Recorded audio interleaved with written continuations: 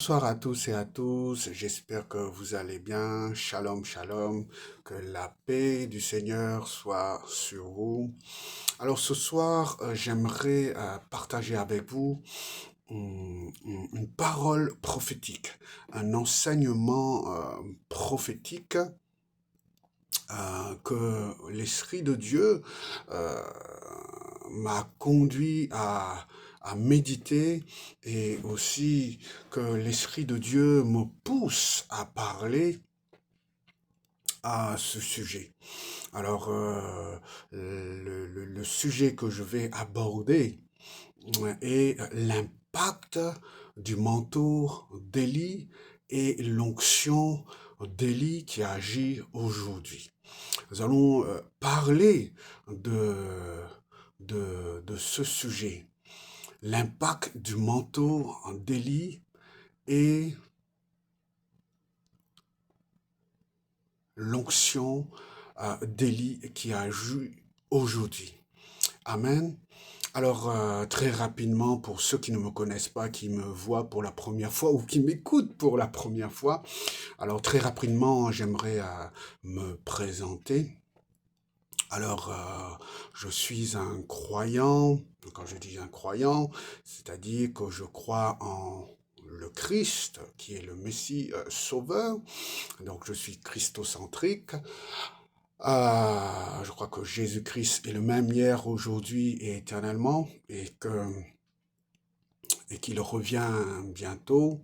Alors, je suis membre de l'église ACR Lyon, qui est une église qui est fondée par l'apôtre Alain Patrick et l'un des bergers de ma maison, de notre église, c'est le pasteur Yvon et pasteur Tina, qui sont les bergers de cette église, de cette maison. Donc une pensée à eux, je veux les honorer parce que c'est des serviteurs et des servantes que le Seigneur utilise pour bénir sa bergerie, et je suis béni, je veux vraiment les honorer, mes pères spirituels. Je bénis aussi mon père spirituel, mon mentor dans le prophétique, le, le révérend pasteur Yunga, dont je suis aussi son fils spirituel. Donc voilà, je veux vraiment honorer mes pères spirituels, parce que si je suis ce que je suis aujourd'hui, c'est grâce à eux et à cause de leurs prières. Amen, amen, amen. Alors, je reviens sur les réseaux sociaux, parce que, vous savez, j'ai vécu un peu ce que Jonas a vécu. Jonas avait fui devant ce que le Seigneur l'Éternel avait appelé à faire. Et le livre de Jonas nous dit que Jonas avait fui à Tarsis. Il avait entendu la voix de Dieu qui lui a dit, va à Ninive, la grande ville, et crie contre elle. Mais Jonas s'est levé, mais pas pour aller à Ninive. Hein. Et pourtant, il a bien entendu la voix de Dieu, du Dieu qui, de l'Alliance, lui dire, lève-toi, va à Ninive. Il a bien entendu, lève-toi. Mais Jonas s'est levé pas pour partir à Ninive, hein, mais il s'est levé pour partir à Tarsis, pour fuir loin de la face de Dieu, nous dit le livre du prophète Jonas. Alors, moi aussi, j'ai expérimenté un peu ces choses-là, et, et c'est-à-dire que j'ai vu que certaines tempêtes sont venues sur ma vie. Et Dieu l'a permis jusqu'à que je comprenne que je dois accomplir ce à quoi Dieu m'a appelé. Et je dois dire ce que Dieu veut que je dise. Et que je ne dois pas me taire. Alléluia. Donc j'ai vécu un peu ça. Et Jonas, quand vous lisez le livre de Jonas, vous pouvez voir que prophète Jonas, lorsqu'il est dans le vent de ce grand poisson, il dit le salut. Le salut vient du Seigneur. Le salut vient du Seigneur. Alors, Dieu a amené, a soufflé un vent sur le bateau dans lequel il était. On a pris Jonas, on l'a jeté dans la mer. Il a demandé à le jeter dans la mer. Et c'est alors que la mer s'est calmée. Donc, après avoir vécu, bon, je te rends témoignage, j'ai vécu en ce moment une tempête. Et jusqu'à ce que je comprenne la volonté de Dieu et que, voilà, euh, il est important que tu parles de ça de ma part. Donc, j'aimerais dire à ceux qui vont regarder cette vidéo, qui vont écouter, que le Dieu des esprits des prophètes est vivant. Le Dieu qui se révèle dans la Bible est vivant. Sur la face de la terre, il y a plusieurs faux dieux. Il y a diversité de divinités de Dieu. Et si vous connaissez mon témoignage, vous savez que avant je priais, je me prosternais devant des faux dieux. Mais un jour, on m'a évangélisé, on m'a annoncé la bonne nouvelle, on m'a parlé de Jésus. Donc j'ai écouté l'évangile et j'ai accepté le salut en Jésus-Christ et je me suis fait baptiser et j'ai été réconcilié au seul et unique vrai Dieu. Le Dieu qui est miséricordieux, compatissant et qui communique la vie éternelle. Amen, amen, amen. Alors, j'aimerais dire que le Dieu qui s'est révélé dans la Bible est vivant. Et celui qui est mort il y a 2000 ans à la croix, à Golgotha, est vivant et qu'il a vaincu la mort. Alléluia, il a été vu. Et son message est encore d'actualité, parce que notre message, le message du christianisme, c'est que Jésus-Christ est vivant et qu'il revient bientôt. Et il est important de savoir dans quel temps nous sommes, et parce que certaines choses montent et hâtent le retour, la seconde venue du Messie. Et Jésus revient bientôt. C'est pour ça que nous propageons la bonne nouvelle, et vous allez voir dans la parole, dans l'enseignement prophétique que je vais aborder, dans quel temps nous sommes, parce que nous sommes dans un temps prophétique. La parole de Dieu nous montre que nous sommes dans les temps de la fin, dans les derniers jours, dans les derniers temps, et certaines choses montrent, révèlent que le Fils de l'homme est sur le point de revenir et que nous devons nous préparer. Amen, amen, amen.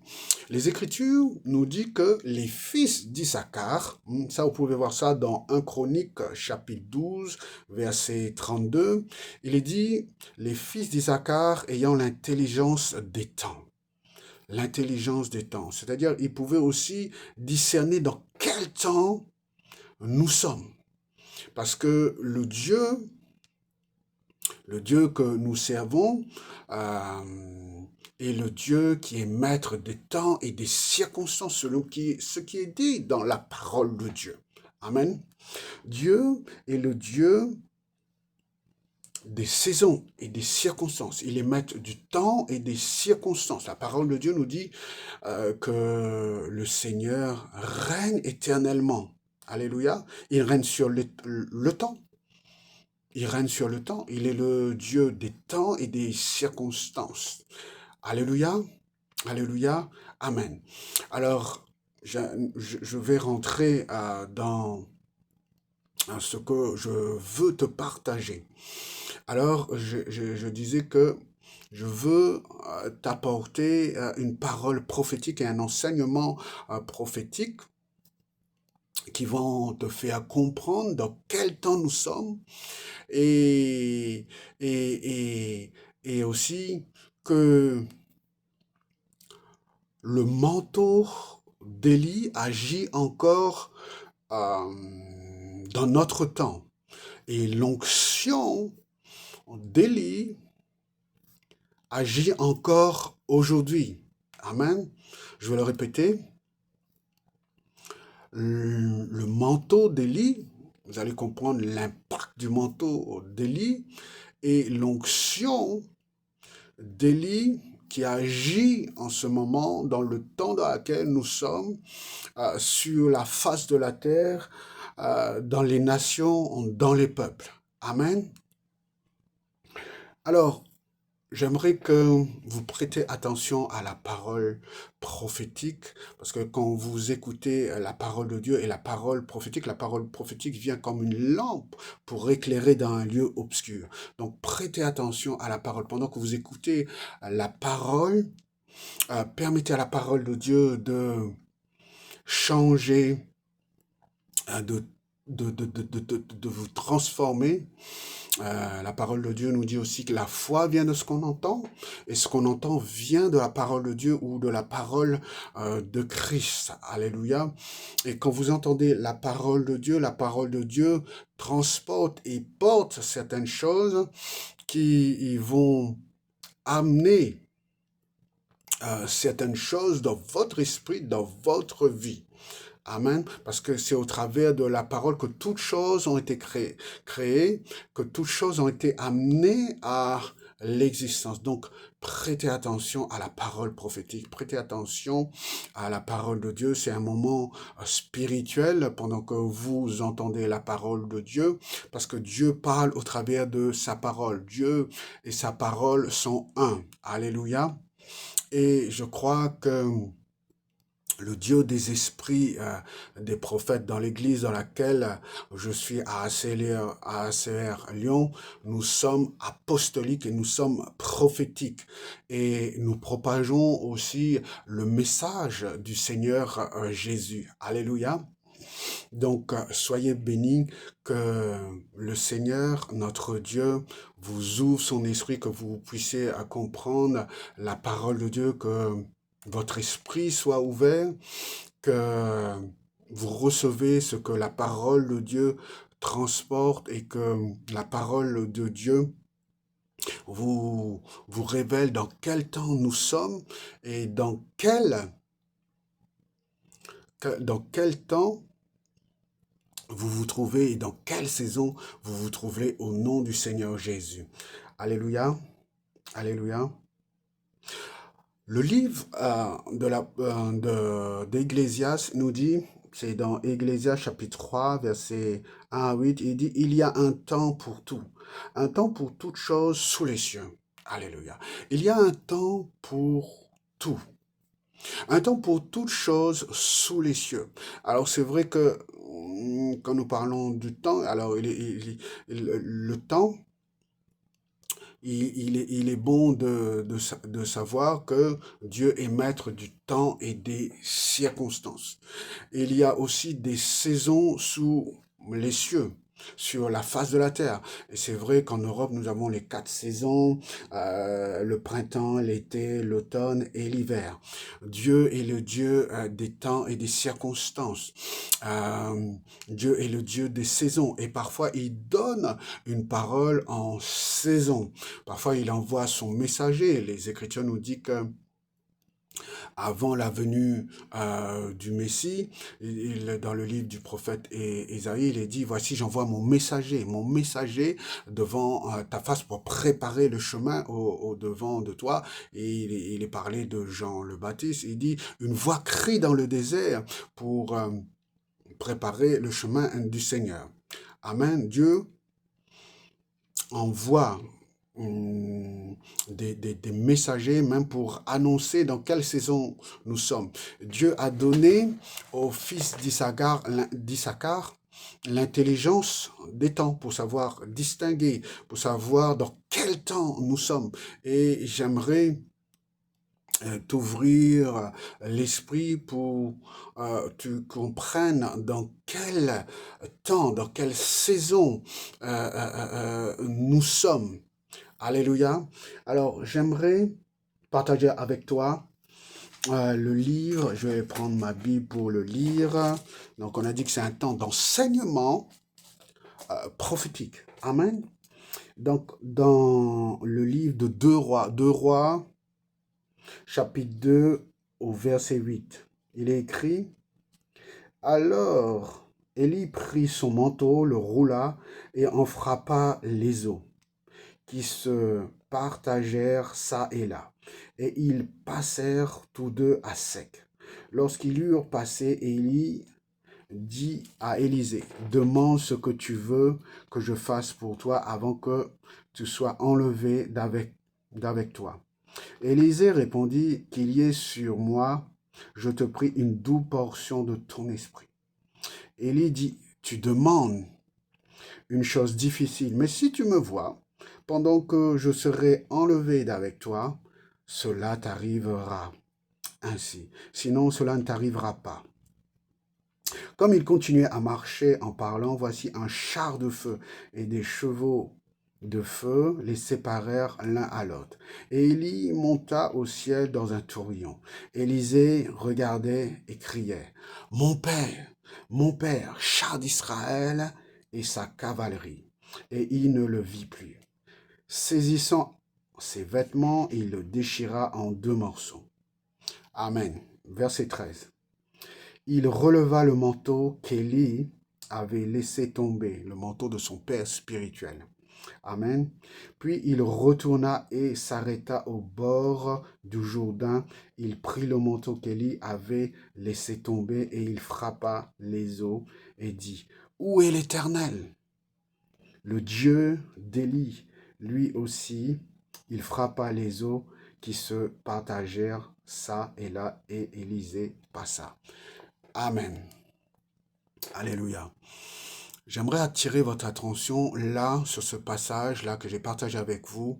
Alors, on voit quand Élie a été pris, élevé au ciel au travers du char de feu et que il exauce ce que son fils spirituel, Élisée, lui demande. Et Élie a dit à son fils spirituel, demande ce que tu veux que je fasse pour toi avant que tu sois enlevé d'avec moi. Élisée répondit, qu'il y ait sur moi, je te prie, une double portion de ton esprit. Amen. Et nous savons ce que les Écritures nous disent. Mais je vais mettre l'emphase sur le manteau d'Élie. Le manteau d'Élie. Je sais que la prochaine fois, je vais aborder le sujet. Qu'est-ce qui fait que l'onction est tombée sur Élie? Qu'est-ce qui fait que l'onction prophétique est venue sur Élie? Parce que Élie s'est présenté devant Akab, le roi d'Israël, et il a dit, il n'y aura ces ânes ici, ni rosée, ni pluie, si ce n'est à ma parole. Et le Seigneur, l'Éternel, le Dieu vivant d'Israël, le Dieu d'Abraham, d'Isaac et d'Israël, a soutenu la parole d'Élie. Et il n'y a pas eu de pluie pendant 3 ans et 6 mois, nous dit les Écritures. Ça, c'est Jacques qui dit ça. Amen. Donc, j'aimerais attirer ton attention sur ce que j'ai dit. L'impact du manteau d'Élie et l'onction d'Élie qui agit aujourd'hui dans notre monde sur la terre. Amen. Au verset 8, il est dit, alors Élie prit son manteau. Il a pris son manteau, le roula et frappa sur les eaux qui se partagèrent ça et là. Quelle eau? Les eaux du Jourdain. Suis-moi, je t'emmène quelque part. Qui se partagèrent ça et là, et ils passèrent tous deux à sec. Amen. Au verset 13, il est dit, il releva le manteau qu'Élie avait laissé tomber. Donc ça, c'est Élisée. Il a relevé le manteau de son père spirituel, au verset 13, puis il retourna et s'arrêta au bord du Jourdain.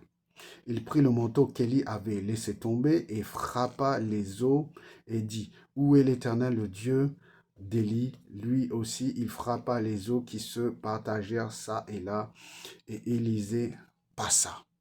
Amen. Donc, il a vu son père spirituel frapper, il a roulé, il a frappé au travers de son manteau les eaux du Jourdain. Lui aussi, après que son père spirituel lui a dit, demande-moi ce que tu veux avant que je sois enlevé de près de toi. Donc Élisée a dit, qui est sur moi une double portion de ton esprit. Et Élie a dit, si tu me vois d'être enlevé auprès de toi, cela va t'arriver. Sinon, cela ne va pas t'arriver. Et nous savons que Élisée a vu son père être enlevé au ciel avec le char de feu, les chevaux de feu, les chevaux de feu, pardon. Amen. Je partage aussi une autre parole et vous allez voir où est-ce que je vais en venir, qui est Matthieu chapitre 3. Matthieu chapitre 3, versets 5 à 6. On va faire un peu de lecture. Matthieu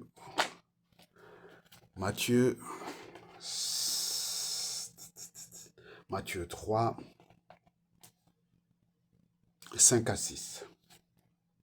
Alléluia. Là, il s'agit de la prédication de Jean-Baptiste. Alléluia. Est-ce que vous avez entendu parler de Jean-Baptiste? Jean-Baptiste, c'est le fils de Zacharie et d'Élisabeth. Élisabeth qui était stérile, mais Dieu a fait quelque chose de grand dans la vie d'Élisabeth. Elle a permis qu'elle puisse enfanter. Elle était stérile, mais sachez que rien n'est impossible à notre Dieu. Alléluia. Donc, Matthieu chapitre 3, versets 5 à 6. Alors, il dit, les habitants de Jérusalem et toute la Judée et tout le pays des environs du Jourdain, se rendaient auprès de lui, confessant leurs péchés, et ils se faisaient baptiser par lui dans le fleuve du Jourdain. Alléluia. Et au début du chapitre 3, il est dit, en ce temps-là parut Jean-Baptiste prêchant dans le désert de Judée. Il disait, repentez-vous car le royaume des cieux est proche. Amen. Jean-Baptiste. Alléluia. Alors, je vais commencer ma prédication, mon enseignement. Alors, vous pouvez voir, sous l'ancienne alliance, Élie, qui avait son manteau, qui a frappé les eaux du Jourdain. Les eaux du Jourdain se sont séparées. Ensuite, vous voyez aussi que son fils spirituel, Élisée, va prendre le manteau que son père avait laissé. Bon, les Écritures nous disent que lorsque Élie est venu chercher Élisée, il a pris son manteau, il l'a jeté dessus. Amen. Mais là, dans ce passage, il nous dit que Élie a pris son manteau, a frappé les Jourdains. Ensuite, il a été enlevé au ciel avec le char de feu, les chevaux de feu. Amen, amen, amen. Donc Élie n'est pas mort. Alléluia. Et ensuite, il nous dit que Élisée a pris ce manteau-là que son père avait laissé par terre. Il a roulé, il a frappé les eaux du Jourdain. Et qu'est-ce qui s'est passé? La même chose que son père spirituel avait fait. Les eaux se sont séparées. Et vous pouvez voir au travers de cela que ce manteau-là avait une puissance. Donc ce manteau qu'Élie avait utilisé, le manteau qu'Élisée a utilisé, qui a été laissé par son père spirituel, a impacté les eaux du Jourdain. Et c'est pour ça, je crois en l'impactation, alléluia, et au travers de cet acte prophétique, parce que il y a des actes qui sont des actions prophétiques que les enfants de Dieu doivent poser. Élie a posé un acte prophétique. Et même, vous pouvez voir, après, les Écritures nous disent que lorsque Élisée est parti à Jéricho, les habitants de Jéricho ont dit à Élisée, parce qu'ils savaient que l'esprit d'Élie reposait sur Élisée. Il a dit, le séjour est bon, mais les eaux sont mauvaises. Quelle eau? Les eaux de Jéricho. Et prophète Élie, qui avait reçu une double portion de son maître, le prophète Élie, va dire une instruction prophétique. C'est pour ça que des fois nous avons besoin d'une instruction prophétique, d'un prophète loin de Dieu, un messager de Dieu. Nous avons besoin de leur instruction. Et, et Élisée va dire, emmenez-moi une assiette neuve. Et il a dit, amenez-moi aussi du sel. Donc, Élisée a pris cette assiette de sel, cette assiette neuve et du sel, et il a jeté à la source des eaux de Jéricho. Et il nous dit ainsi, et il a parlé de la part de l'Éternel. L'Éternel, le Dieu de l'éternité, le Dieu des Hébreux, le Dieu de son peuple. Et il a dit, ainsi parle le Seigneur l'Éternel. Il ne proviendra, et j'assainis ses eaux. Il a dit que l'Éternel, le Dieu d'Abraham, le Dieu d'Isaac, le Dieu des Hébreux, assainit ces eaux-là. Et il n'en proviendra ni mort, ni stérile. Et il dit qu'au travers de la parole que prophète Élisée a relâchée, ceux qui ont bu cette eau ne mourraient pas. Alléluia. Au travers de cet acte prophétique, la malédiction, la stérilité a été arrêtée, brisée. La mort a été brisée aussi. Alléluia. Parce qu'il y avait une malédiction qui était sur cette eau. Mais au travers de cet acte prophétique, cette action prophétique qu'a posée Élisée et au travers des paroles qu'il a dit de la part du Seigneur l'Éternel, le Dieu vivant, le Dieu des esprits des prophètes, vous pouvez voir que Dieu a assaini les eaux qui se trouvaient à Jéricho. Amen. Alors je reviens à l'impact du manteau d'Élie et à l'onction d'Élie. Alléluia. Ensuite, j'ai partagé avec vous Matthieu chapitre 3, versets 5 à 6. Alors, souvenez-vous, je vous ai dit que dans le livre de 2 Rois, chapitre 8 à 13, avec Élie et Élisée, que le manteau d'Élie a été au contact des eaux du Jourdain. Et les Écritures nous disent que la parole de l'Évangile nous dit que les parents d'Élisabeth, que l'ange Gabriel est apparu à Zacharie lorsqu'il est venu porter le sacrifice des parfums dans le temple, qu'un ange du Seigneur lui est apparu. Nous savons que c'est Gabriel parce que c'est dit dans les évangiles. Il dit que l'ange lui annonce, il dit, Zacharie, ne crains pas, je t'annonce une bonne nouvelle qui sera pour toi le sujet d'une grande joie. Il dit que ta femme va enfanter un fils, tu lui donneras le nom de Jean, et c'est lui qui ramènera les fils d'Israël au Seigneur leur Dieu. Il marchera avec l'esprit et la puissance d'Élie. Jean-Baptiste, le fils de Zacharie et d'Élisabeth, est venu avec l'esprit et la puissance d'Élie. Alléluia. Il a opéré avec l'esprit et la puissance d'Élie. Beaucoup de gens sont venus à la repentance parce qu'il a dit que le royaume des cieux s'est approché. Dieu s'est approché. Quel Dieu? Le Dieu vivant d'Israël, le Dieu qui a fait alliance avec Abraham, Isaac et Jacob, s'est approché. Dieu s'est approché et il a encouragé à revenir à Dieu, à se repentir et à mettre leur vie en ordre et prendre la décision de marcher en nouveauté de vie. Ça, c'était le message de Jean-Baptiste. Jean-Baptiste a ramené un grand nombre de personnes au Dieu vivant d'Israël. Mais Jean-Baptiste a prêché où? Près du fleuve du Jourdain. Et il a baptisé. Baptisé, c'est immergé. Il a immergé où? Au fleuve du Jourdain. Il a baptisé, plongé les gens qui ont accepté son message, qui ont accepté la bonne nouvelle, dans les jours du Jourdain, qui venaient, ces personnes qui ont pris la résolution de revenir à Dieu et de revenir au Dieu vivant d'Israël et qui croyaient aussi parce que Jésus a annoncé Jean-Baptiste a annoncé la bonne nouvelle. Alléluia. Il a annoncé la bonne nouvelle. A dit le royaume des cieux est proche, mais il a annoncé que le Messie vient. Il vient après moi, celui qui est plus puissant que moi. Donc il est venu, il a annoncé que nous allons entrer dans une ère.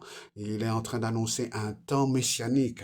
Il est en train de rentrer, de préparer le peuple d'Israël vers celui qui allait venir, c'est-à-dire le Messie sauveur. Alors, où est-ce que ces choses se sont passées? Dans les eaux du Jourdain. Alors, tu peux voir que le manteau